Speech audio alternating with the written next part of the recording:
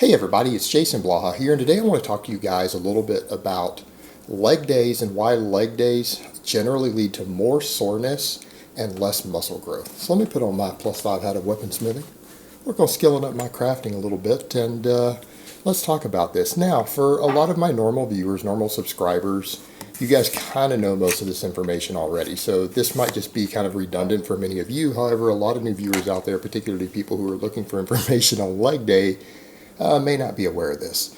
Now, what people need to understand when I'm saying this, a lot of people are going to come in and say, hey, but this pro bodybuilder, that pro bodybuilder does a leg day, and they have massive legs. What people need to understand, though, is that when you're dealing with top-level bodybuilders, you are dealing with people who are on very, very large amounts of drugs, anabolic cocktails, sometimes as many as 7 or 8 different drugs, sometimes 12 or more drugs, thrown into one stack that have various muscle building and body recomposition properties. You're not doing what they're doing. Their training curve, the way that they respond to training, the way that they recover to training, all of their curves and everything are totally different from other people. And so that's not necessarily a good idea to emulate them. I mean, you can if you like. I'm not telling you how to live your life. You're a grown adult, but you're going to deal with a lot more soreness and less muscle growth as a result of it.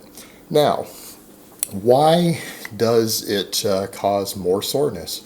Well, simply put, what you are doing, soreness is a sign of multiple things. Actually, there's a lot of different things that can cause soreness, but in the case of a leg day, you're doing 2 different things. Number one, you're probably doing way more volume than a given set of muscles can actually recover from in a timely manner. All right, sometimes people are doing 12, 15, 20 sets for their body part, their legs. That's more volume than it can usually recover from, particularly if you're using higher reps or you're doing any sort of advanced training method. People start doing various things like rest pause or forced reps, or again, just various things to finish out that they would call finishers, many bodybuilders call finishers, or things like that. You're basically pushing the muscles way beyond what they can recover from, and way beyond what you need to actually stimulate even maximum growth. Now, a lot of times that would sound like a good thing. Hey, I'm pushing maximum amount of works. But if you have a job that requires you to get up and walk the next day, or you have to go up a flight of stairs, you have a long walk from the parking lot to get to your car or school or anything the next day, that can be a problem for you now, can it?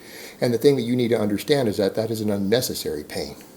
All right, the other reason is that you usually feel pain in muscles when your training is too infrequent or too sporadic. All right, muscles in the human body are used to being used regularly. If you were to use them out in any native environment like we've been in for since the dawn of man, you don't have muscles that you only utilize once a week. They're supposed to be utilized frequently. I mean, if people have to climb trees in their environment to survive, they're climbing trees every single day. If people have to get out and run out on the plains or whatever to run down game or whatever they were doing all through human history, they have to do it almost every day. The body doesn't like sporadic stimulation like that. It's usually a sign that you've done something to it damaging, and the body responds by giving you pain because it's saying, hey, you did something overtaxing and it's something you don't do regularly, so it's going to signal more pain than is there. People need to realize pain doesn't happen inside of a muscle. Pain doesn't happen inside of wherever it is that you're feeling the pain. And what I would tell you is that if you were to stab yourself in the foot or drop a brick or drop a weight plate on your foot right now, where do you feel the pain? In your foot? No, you feel it in your brain. This is your brain interpreting a signal that's telling you whatever you did is some sporadic weird thing that you did to it, that it's not something you're doing regularly, because once a week isn't regularly, and it signals you that you're doing something damaging. Quit doing this. And it's going to keep giving you that pain as long as you keep doing it sporadically, meaning once a week is not regular for any activity. That's not regular at all. And that's your brain's way of telling you that. And people who don't understand that, go look at the way a lot of athletes train. A lot of people don't seem to realize that a lot of athletes, they do the same stuff 5 or 6 days a week.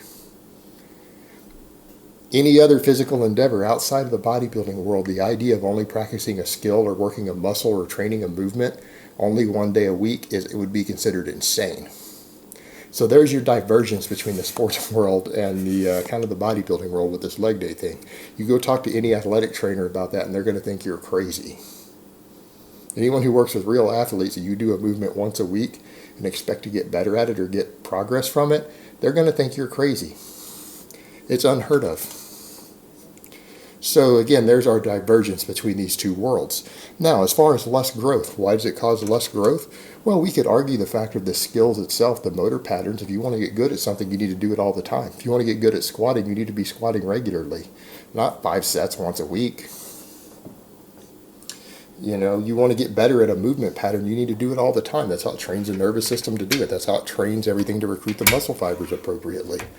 So that's part of it. There is a motor unit learning part of it, but then there's also the muscle protein synthesis part of it. And this is where the guys on the heavy amounts of drugs get away with something totally different from the layman. When you train a muscle, how long does it grow for? Meaning when we pull muscle biopsies and we look at muscle growth and we look at it in the microscope, how many hours of muscle growth do you get after you finish training a muscle?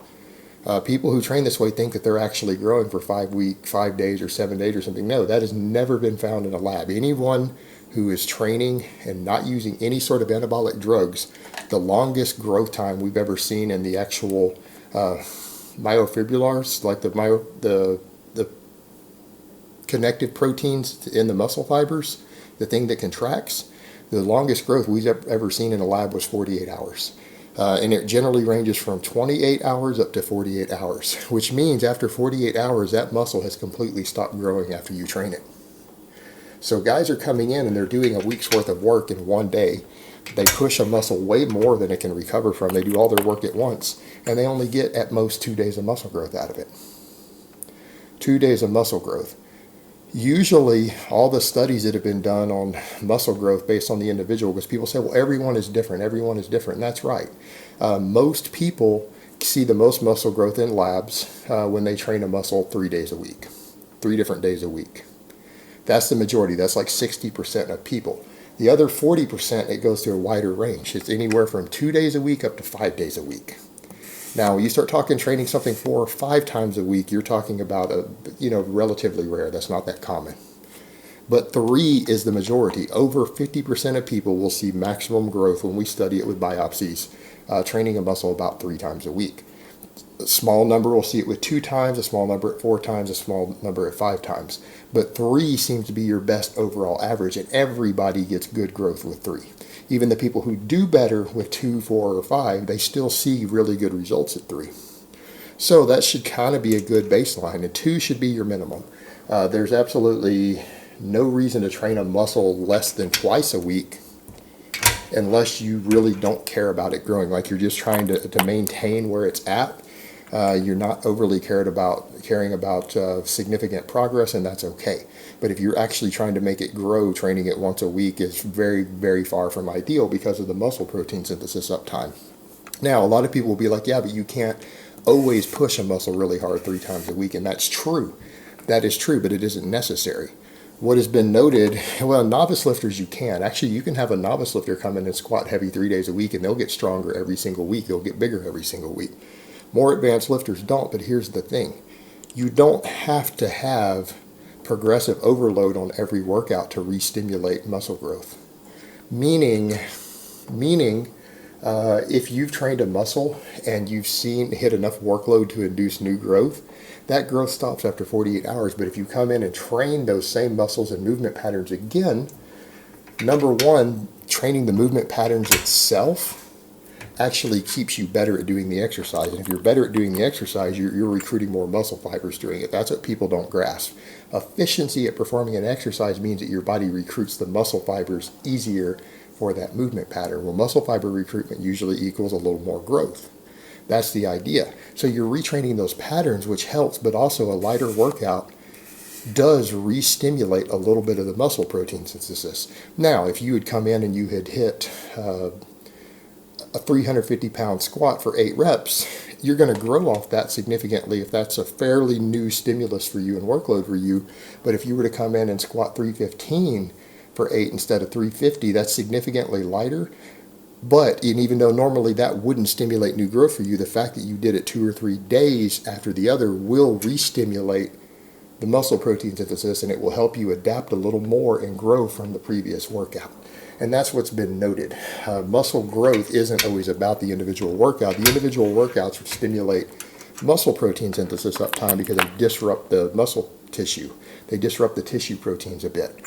But it is the general workload increase over the course of weeks and months that actually stimulates the new growth. It doesn't have to be every single session. The frequent sessions are there just to kind of re-stimulate and keep total protein turnover going, but it is actually things like your weekly and monthly workloads that will actually cause most of your muscle growth. So there's a couple different factors at play there. But in general, higher frequency training has usually found to produce superior muscle growth. Again, and it has to do with just muscle protein synthesis uptime and training the movement pattern so that you continue to get better at doing them. And like I've said before, the better you are at doing an exercise, the better you are at recruiting muscle fibers doing it. So in short, there's a lot of things going on here as far as a leg day is concerned. And this has to be said because there's so many leg day memes out there, and there's so many people out there who don't understand how the body adapts to training, who still use this bodybuilding protocol that's been made famous by people who are on enormous amounts of drugs that most of you probably can't even afford to be on that many. And it's created a training style that for the average lifter not only produces inferior results, it makes your day-to-day life actually harder. It causes you to have pain and soreness and lack of function that doesn't come with any reward at all. In fact, it comes at a negative. Your body, when you're feeling pain, it's usually for a reason. Pain is not a good thing in the body. Contrary to what many people out there who are hardcore into training seem to believe, when you feel pain, that's your body's way of telling you that you're probably doing something that's harming you. All right, guys, but that's really all I have to say on that today. I hope it's been informative, and I will talk to you guys next time.